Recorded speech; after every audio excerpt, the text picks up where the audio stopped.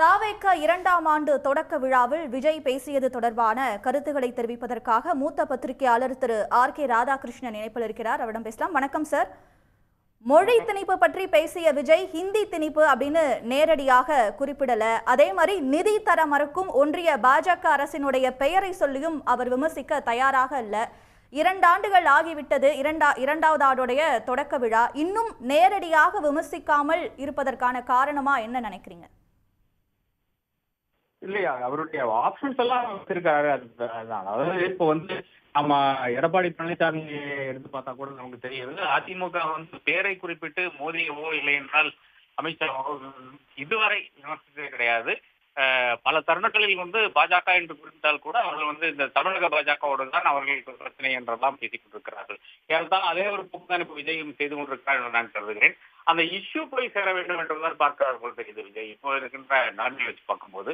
அப்போ யாரையும் பேர் குறிப்பிட்டார்கள். அதே நேரத்தில் ஹிந்தி திணிப்பு என்று பேசாமல் ஒரு மொழி திணிப்பு என்று பேசும்போது அதை அவர் ரொம்ப கேர்ஃபுல்லாக என்னுடைய காயை நீட்டிக் கொண்டிருக்கிறார் என்று நான் கருதுகிறேன். அரசியலில் அப்படி கேர்ஃபுல்லாக காயை நீட்ட வேண்டிய அவசியம் இல்லை.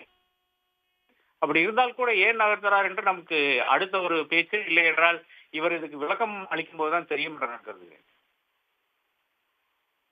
விஜய் பேசும்போது அரசியல் எதிரி திமுக, கொள்கை எதிரி பாஜக அப்படின்னு சொல்லியிருந்தாரு. அதிமுகவை பெரிதும் அவர் விமர்சிக்கவில்லை. அப்ப அரசியல் வட்டாரத்துல எப்படி பேசப்பட்டதுன்னா அதிமுகவும் தாவேகாவும் கூட்டணி அமைக்கும் அப்படின்னு பேசப்பட்டுச்சு.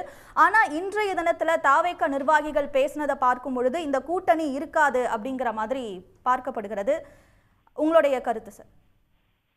இல்ல, கொஞ்சம் கன்ஃபியூஷன் நிலவுகிறது. இப்போ அதிமுக இருந்து வருகின்ற சில நபர்களை சேர்த்துக்கொண்டு அவர் பயணிப்பது என்பது அது நிச்சயமாக அதிமுகவினுடைய தலைமை அதை எப்படி பார்க்கும் என்று நாம் நினைத்து பார்த்தால் நமக்கு மிக நன்றாக விளங்கும். அதாவது ஒரு கட்சியிலிருந்து விட்டு போனவரை அங்க சேர்ப்பது இல்லை என்றால் ஒரு கட்சியிலிருந்து எடுத்துக்கொண்டு அங்க சேர்ப்பதுன்னு பார்க்கும்போது அந்த கட்சிக்கு நிச்சயமாக விருப்பம் இருக்காது.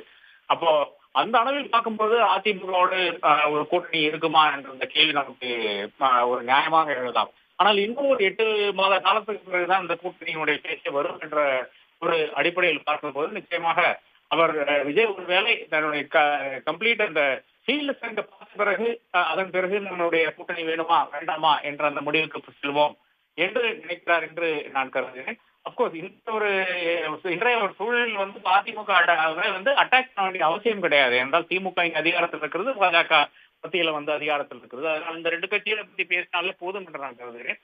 ஆனால் போக போக அவர் அதிமுக எங்களை ஊழல் இருக்கிற ஊழல் கட்சிகளில் கூட நான் கூட்டணி கிடையாது, இல்லை என்றால் ஊழலுக்கு நான் போக மாட்டேன் என்றெல்லாம் பேசியிருக்கார்.